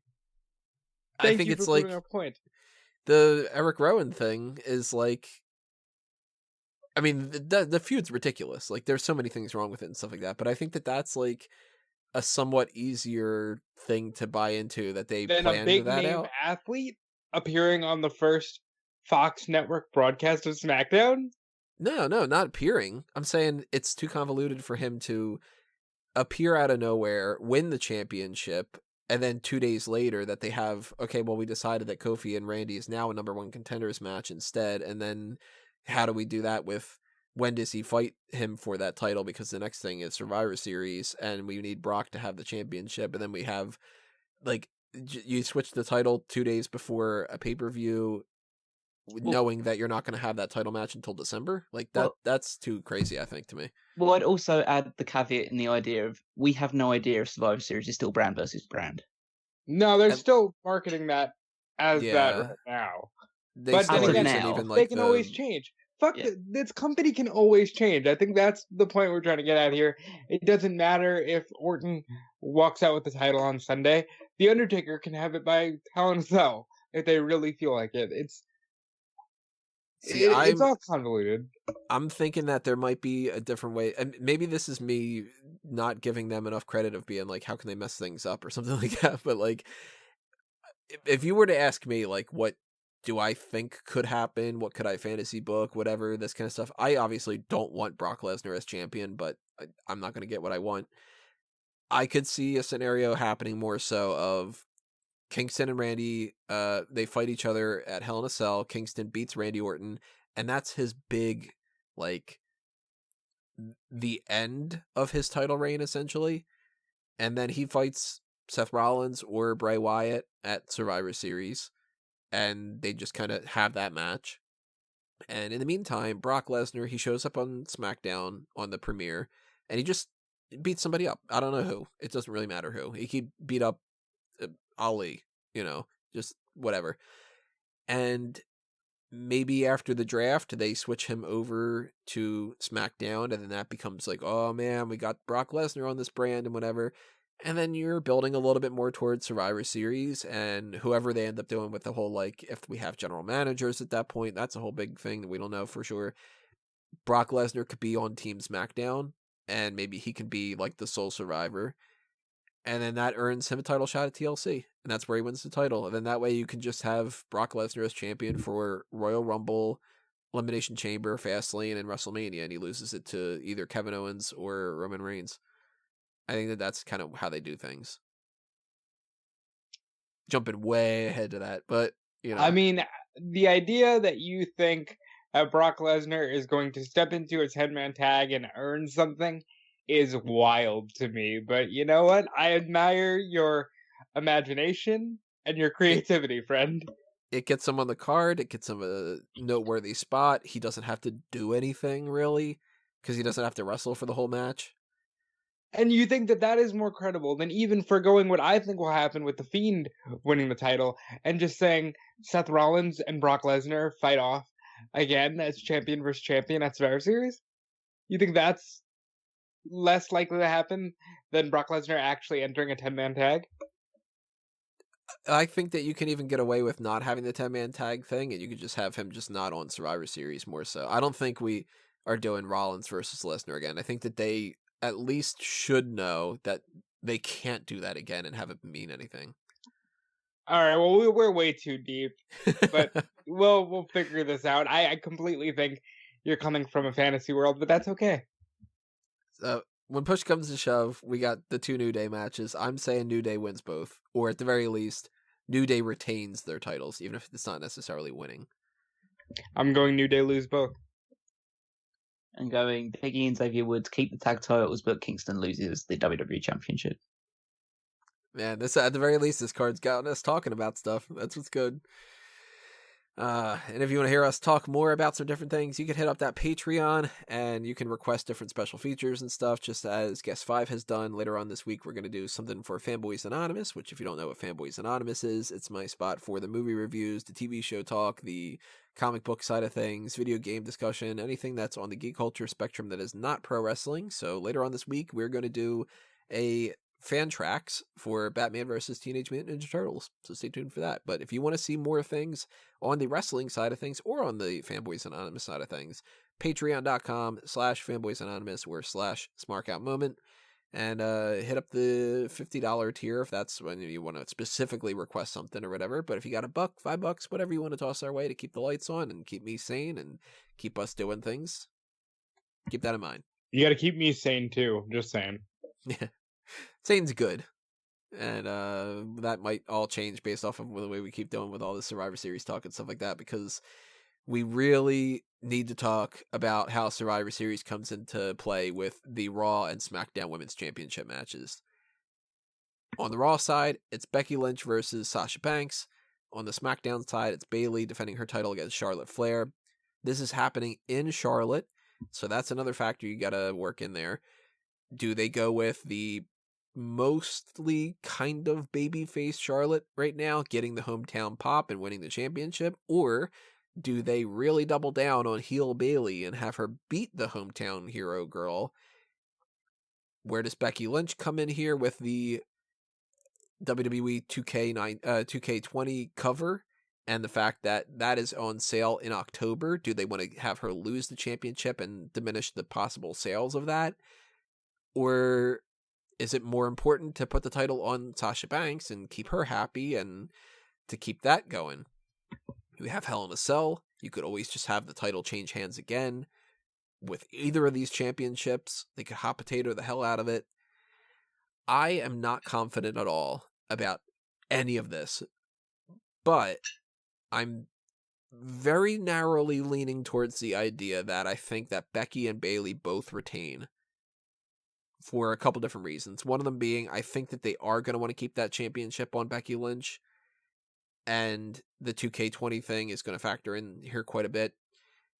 And if she has anybody to face at Survivor Series, I do think that they don't have that Becky and Bayley thing sorted out yet, but Bayley beats Charlotte, she gets her boos, Becky wins over Sasha, she gets the cheers.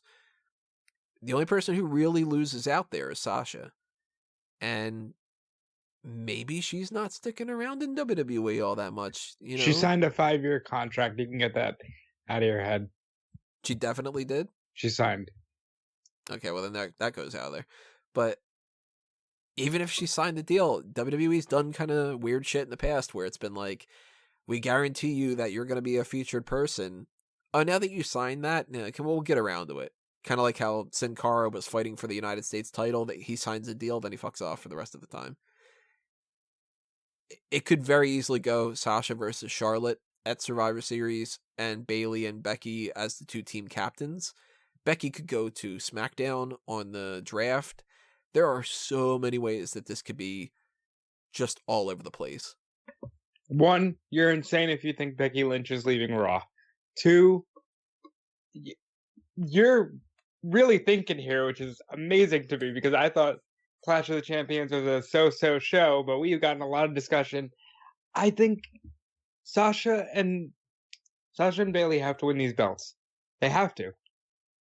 Sasha needs something to gloat about, and Bayley just turned heel, so she can't not win. But then again, she's up against Charlotte, so what do I know? I will say with confidence, Sasha Banks wins. I'm not so confident when it comes to Bayley and Charlotte. And I don't know, really. This one's just too difficult to predict because nobody really could see the Bayley turn happening. And the more I think about it, the more I feel like this wasn't part of some really long, arching thinking of a storyline which is going to bring those two together. It was more a shock moment to try and pop a rating or pop the crowd, rather than something that's been thought about long term. Because they've ended this situation with Bayley as a heel that's pretending to be babyface against Charlotte, who in her hometown will be a babyface, but is still acting the same way that she was beforehand as a heel. Against Becky Lynch, who's a definite babyface, against Sasha Banks, who's a definite heel. So at least that one has a bit more continuity attached with it. But they've just brought Sasha Banks back, and if she was to lose her first match back, well, not first match back, but the shot that she gets the title straight away, that diminishes her return. And if she was to win it at Hell in a Cell or somewhere else down the line, it feels less poignant than if she wins it straight away. I don't think the video game really affects it too much because, frankly, the people that are going to buy the video game are going to buy it regardless. It doesn't really matter if Becky Lynch is the champion or not. Yeah, agreed. But they might be weird, man. No, but I mean, marketing they is might weird if they give a fuck, but I don't think they give a fuck. Becky Lynch is the draw because she's Becky Lynch, not because she's the Raw Women's Champion. I don't think it's. To be honest, I don't think the fact that Becky Lynch is on the cover is a drawing factor anyway. It doesn't matter who they have on the cover. People will still buy that video game because they're conditioned to buy that video game. Well, but Becky Lynch being on the cover does tap into an element which I thought that they would utilize before I saw them give away the tag match on Monday already. I had an idea where what if you split the belt, like Becky retains and Bayley retains, and then do the first ever women's tag team Hell in a Cell where it's winner take all. They could still do that even though they did that tag team match. Yeah, they could just be like, fuck it, nobody remembers 2 weeks ago, and then that kind of mentality. They're not above repeating matches. That's true. I do think that that's where we're going here, because I think that they're obsessed with first time ever. And I've talked about that before. I mean, they literally do the whole, like, for the first time ever on a Tuesday night episode of SmackDown, this person's fighting this person in California. Like, they do that kind of shit. I'll give you a realistic example. Last night they said for the first time ever, The Undertaker comes to you live from SmackDown and MSG. It's like, what the fuck? Where's the first here? But, yeah. You know, I hate it. I think that's where we're going here. So I'll say Charlotte wins, Sasha wins, we get a winner-take-all tag team Hell in a Cell. I see that tag team match taking place. I just don't see it taking place in Hell in a Cell. I see it taking place at Survivor Series. First time ever, Callum. Well, that would be the first time ever, regardless. It doesn't need to be inside Hell in a Cell. Well, I think Becky versus Sasha gets a Hell in a Cell match. I think Bayley versus Charlotte, if they were to do a rematch of that at the next show, just as a regular match. But I would probably agree with Rob that I think the most likely outcome is Charlotte wins because of the hometown situation, and Sasha Banks win because otherwise it greatly diminishes her return, the impact of her return if she doesn't win the title straight away. Well, what would this be for Charlotte? 10? Is she up to 10? I'd try not to. Yeah, that would be 10. Yeah. Like, wow, okay. See, I mean, they've been doing a lot of advertisement for this whole SmackDown going to Fox thing, and they are really banking on this. Like, they're putting Becky Lynch out there, and I don't think Becky Lynch is going to SmackDown. Let me put that out there. I don't think it's happening, because I do think that USA still needs to be prioritized, and WWE is going to be, like, kind of pulled, like, in both directions, and be like, how do we give both networks what they want? And both networks are going to be like, well, I want the big stars. I want Ronda Rousey. I want Brock Lesnar. I want Becky Lynch. I want Roman Reigns, so on and so forth. But if Becky, hypothetically, were to go to SmackDown, I don't think Charlotte can win that title. I think that they need to separate those two for sure. And if they do that, then Bayley retains and Becky loses the title. If there's no plans for Becky to move over to SmackDown, I think that Becky retaining the Raw Women's Championship makes the most sense. And potentially swapping Sasha over to SmackDown and doing something with her and Charlotte. Maybe swapping Bayley over to Raw after Bayley loses the title. There's so many freaking ways that this could go down. And it feels like the type of thing, too, that after Sunday happens, if it's this convoluted mess, it's going to make sense, and we're going to know exactly what the Hell in a Cell plans are going to be, and exactly what the Survivor Series plans are going to be, and exactly what the draft plans are going to be. And yet, if nothing changes, we're still going to be like, okay, well, everything could change at Hell in a Cell, and everything could change with the draft, and it's going to be like, we're going to look back on this after Hell in a Cell and go, man, we were in a whirlwind for X, Y, and Z, and we could have 2 new champions, 1 new champion, one could change back. It's all over the place. I'm going to stick with the 2 that are the champions right now, at least for now. I think Becky and Bayley retain. Rob, I think, did you give your... I said Sasha and Charlotte.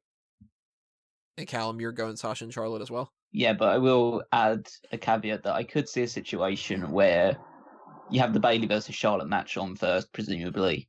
Sasha Banks interferes to help Bayley retain, And then Bayley tries to do the same thing in the Becky Lynch Sasha Banks match. Charlotte Flair gets involved, and then that's in the confusion. Becky manages to pin Sasha. Mm-hmm. You could do that sort of thing to try, and then you could add the thing. Oh my god, all these four women are just so heated towards each other. Then you have the and tag then match. You get, for the first time ever, it's at Hell in a Cell. How shitty would it be? Just I put it out there in the universe in case it happens. How shitty would it be if Sasha Banks wins this title and drops it at Hell in a Cell, and for the 5th time in a row, she loses her first title shot? Oh, but that's after winning 100% possible.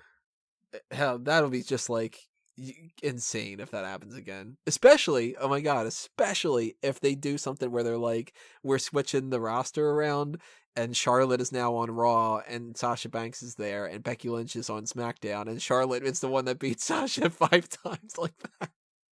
That would be insane. Oh my god. Well, I'm not done talking Survivor Series, because it factors into this as well. We have 3 matches that are all tied together here, and these are the final 3 matches that we're going to talk about here for Clash of Champions. The United States title's on the line. AJ Styles is defending against Cedric Alexander. The Raw Tag Team Championship is on the line. Braun Strowman and Seth Rollins have the titles. They're going to go up against Dolph Ziggler and Robert Roode. And then later on in the night, Seth Rollins and Braun Strowman are going to face each other for the Universal Championship. So, a lot to unpack. One thing I want to say about Survivor Series is I can't picture Cedric Alexander going in as United States champion. I think AJ Styles is going to keep that title. Absolutely. And that goes back to the whole Miz discussion and the possibility of Finn Balor and, whatever. I do think, though, that there is a slight chance that Braun Strowman is the United States champion going into Survivor Series. If he's not doing that, he's on Team Raw or Team SmackDown. I'm kind of assuming Team Raw, especially since Paul Heyman is supposed to be big on Braun Strowman. They can't be the tag team champions. It's just not going to happen. They are losing these titles to Ziggler and Roode, or possibly even more likely, they are losing those tag team titles on the Monday Night Raw after Clash of Champions. To who? Maybe to the OC. I could see that being the case. You see, but here's my issue with that.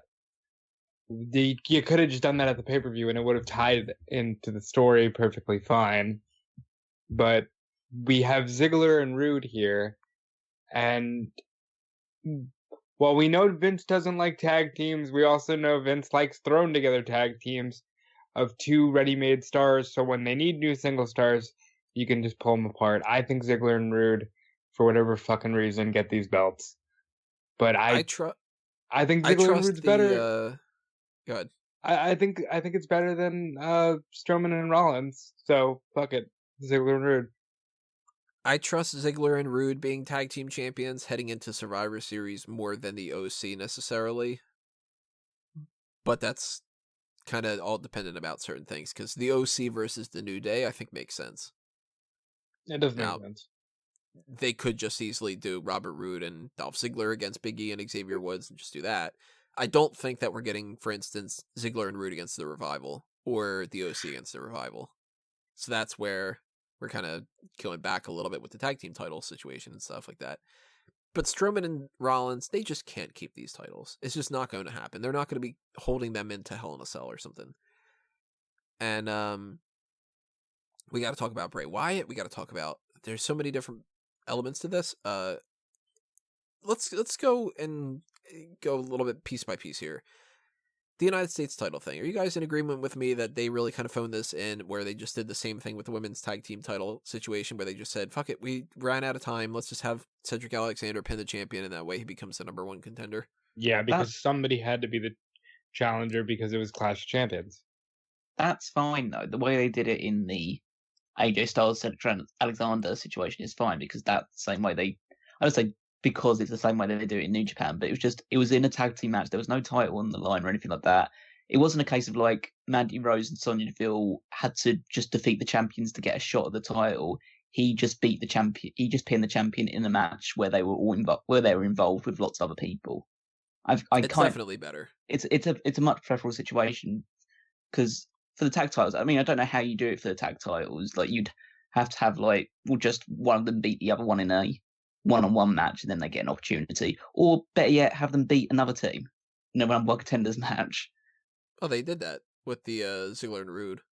Yeah, they did that. Ziggler and Roode makes sense because at least they went through the turmoil thing. Yeah, so that makes sense. It's just I don't mind the way that Cedric Alexander got his opportunity. I think there's clearly. I think Heyman sees a lot in Cedric Alexander as a good babyface foil going forward. I think he wants to utilize him quite a lot because he likes his in-ring work and sees a lot of potential in him that hasn't really been exploited for Alexander since coming onto not even just the main roster, but even in 205 Live, he was even as champion, he was pretty bland. Now he looks like he has a bit of vibrancy about him. But I think it's too soon for him to win. AJ Styles is the safer pair of hands at the moment.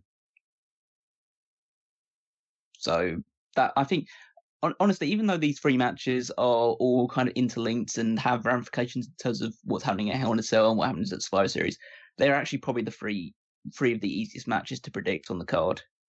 So AJ wins, Roode and Ziggler win, the one that's the more concerning is that the Roode and Ziggler and the Rollins Braun Strowman, because they could have, like you said, Rollins and Strowman win that match and then just drop it the night after they've had their match and they've got a little bit of contention between them.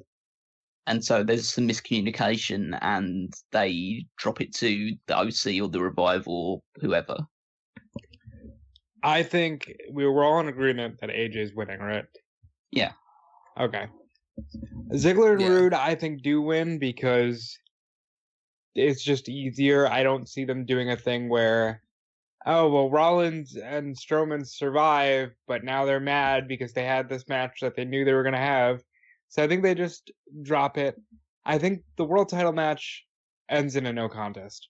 I think The Fiend fucks them both up, and it's just a triple threat Hell in a Cell.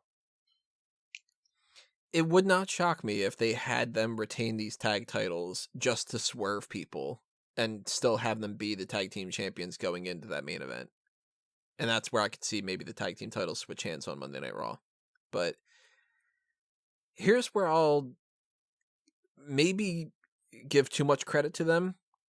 They've been doing a lot with AJ Styles involved in this Rollins and Strowman thing, and it hasn't paid off.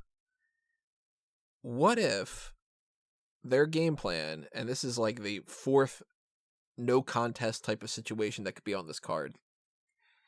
What if the OC attacks Rollins and Strowman and the Fiend attacks? And what they do here is Braun Strowman doesn't take a loss because he doesn't get pinned by Seth Rollins, but he doesn't win the championship. So Seth Rollins retains the title because it's all insanity, and they think that, at the very least, if we end with Clash of Champions being a total brawl and everything's chaos, then people will definitely want to tune into Monday Night Raw afterward because what the hell happened? Oh my God, we got to find out, where they're going to go from here in the future. And then we get Seth Rollins versus Bray Wyatt at Hell in a Cell. And the fact that AJ Styles and the OC have attacked, that Braun Strowman fights AJ Styles for the United States Championship at Hell in a Cell.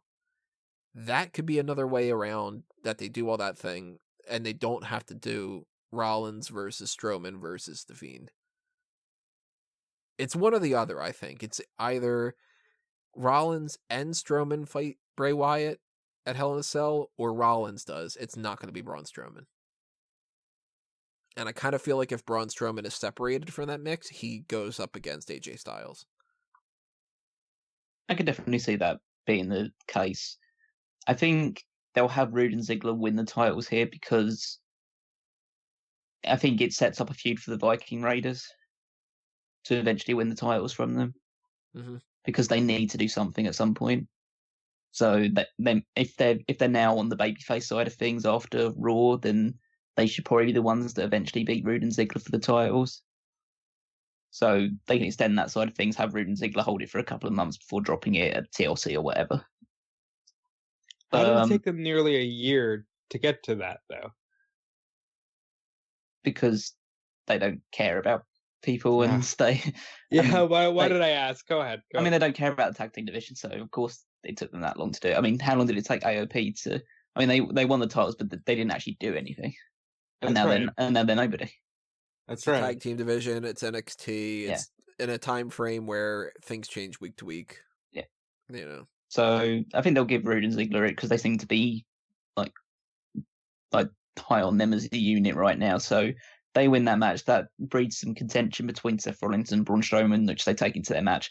I would like to see. I don't think this will necessarily happen, but I would like to see Seth Rollins win clean, because you've had a situation where he beat Brock Lesnar clean as a sheet, and then he beats Braun Strowman clean as a sheet, and you think, wow, this guy defeated like the two most dominant forces in WWE right now on his own, without any outside help or cheating or any other underhanded methods. You can build Strowman back up, but then you have Rollins lose to the Fiend in Hell in a Cell, and then all that momentum, but you shift immediately into, oh wow, so Rollins was able to beat these dominant forces, but he couldn't overcome the mind games or the intensity of the Fiend.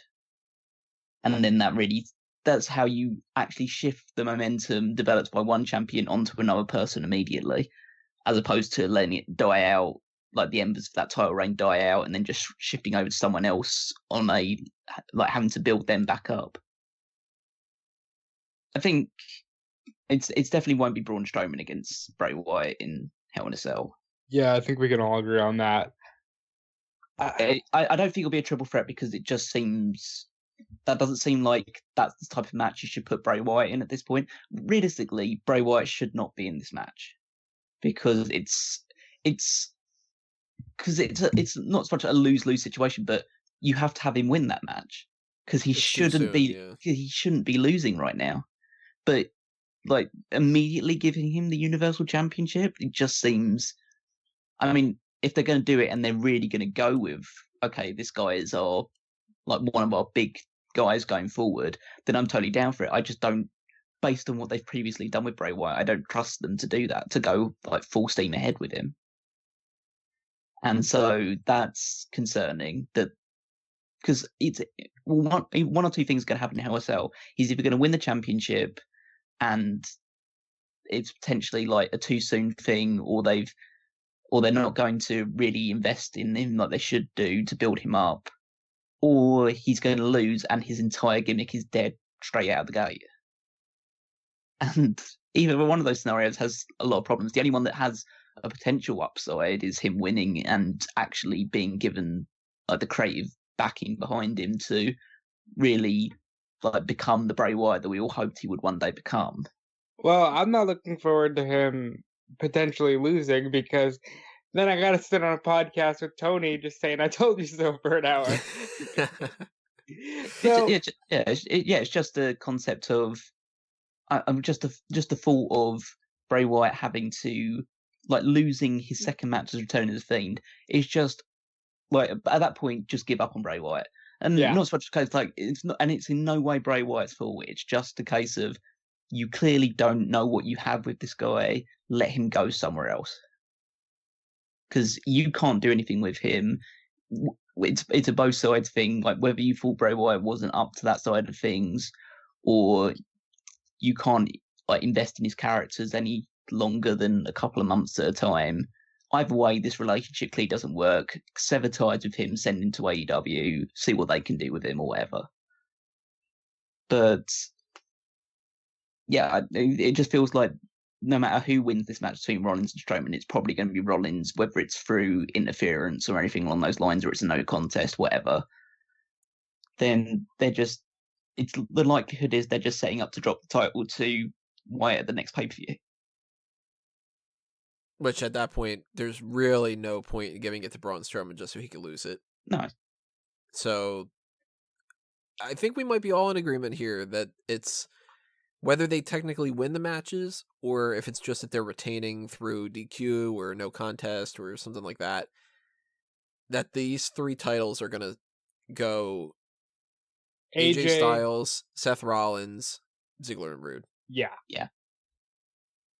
And then if they don't do that, then they've got some kind of weird plan going on where they want to do like maybe it's really strange, but maybe they go with Cedric Alexander winning the United States title just for something different. they've got a month that they can have the title change hands again. Maybe they go with Rollins and Strowman, keep those tag titles just to drop them on SmackDown or on Raw right afterward. Maybe they go with the triple threat at Hell in a Cell. They could go in a bunch of different directions, and I think that WWE hopefully has a game plan for this whole situation, the Raw and SmackDown women's title situation, the Kofi Kingston Orton situation. Hopefully they have a plan. If they don't, this could be the worst pay-per-view of the year. I think if they had a plan, they wouldn't have revealed the Fiend would be challenging for the Universal Championship a couple of weeks before he actually announced that he was going to be challenging them for the Universal Championship. Like through social media, whatever. But it was one of those weird, the venue announced this, and they do that all the time. This was just a weird case of WWE going, well, my God, we have to acknowledge it. Yeah, no, it just feels like there's no real forward planning. If they've told them that that's going to happen and they've been announcing it, there's been no sense of communication between them. Well, to give them the benefit of the doubt, there is only a 3-week period between this and Hell in a Cell. They don't have a whole lot of time to actually build to anything, so maybe they thought we'll get ahead of the game and we're already going to start building towards Hell in a Cell by talking about it ahead of time. No, I don't have too much of an issue with that. I just think you can probably do the same thing with Wyatt attacking Rollins after this match or whatever, or attacking him on the episode of Raw, because it's not like there's going to be like a huge arcing story surrounding this. It's just Rollins getting scared by the Fiend, or getting intimidated by the Fiend, and the Fiend playing mind games every week up until Hell in a Cell. And I do think that that's what happens, and I do think that that means that there's less of a chance that we get Braun Strowman in that match, because the triple threat's going to be harder. I could definitely see him challenging AJ for the United States title. That seems like the most logical way of doing it, because I don't think there's really any other ready-made challenger for AJ Styles right now. Strowman makes the most sense, and he's already had 2 opportunities that were both interrupted by DQs. So it would be. I think it would be good for Strowman to win a title, even if it's just a secondary one for now. And then that factors into Survivor Series with, does that mean that they put it on somebody else instead of The Miz? Do they end up doing a whole babyface thing? Do they keep it on Nakamura and they... Let's put it this way. If it's Braun Strowman versus Nakamura that we end up getting, they didn't plan this out ahead of time. It's all setting up for that Big Show return. Oh, yeah, maybe. No, Big Show's going to be the guy who fights Chad Gable because he's so short. Shorty G versus Big Show, yeah.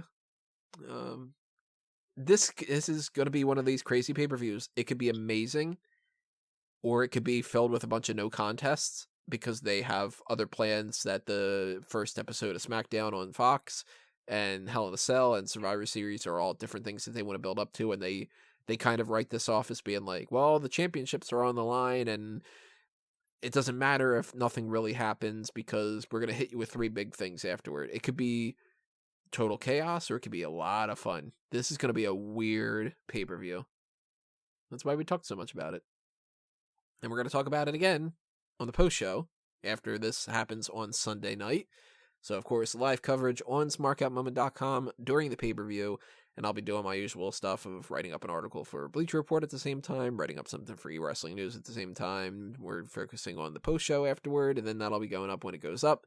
So as I mentioned before, with the subscribing on YouTube aspect of the whole, keeping in track of things, if you ring that little bell and you get those email alerts, then you will know when that post-show gets actually fully uploaded up to YouTube, because we still do not have the testing of all the live function and stuff that I really, really, really, really want to do and have live pay-per-view discussions afterward. But we'll see when we get around to that when we get around to it. And any other types of changes to the card, if they do decide to change something before Sunday, they will be up on smarkoutmoment.com, and I will reflect that into other different kinds of posts and stuff like that. But that's the next time you're going to be hearing from us.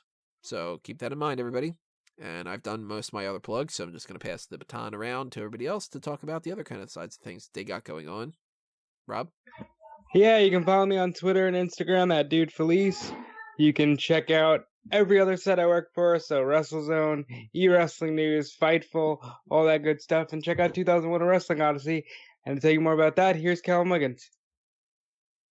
Yeah, so 2001 Wrestling Odyssey, our retro podcast here on the Smack Talk, Smark Moment channel, whatever you want to call it.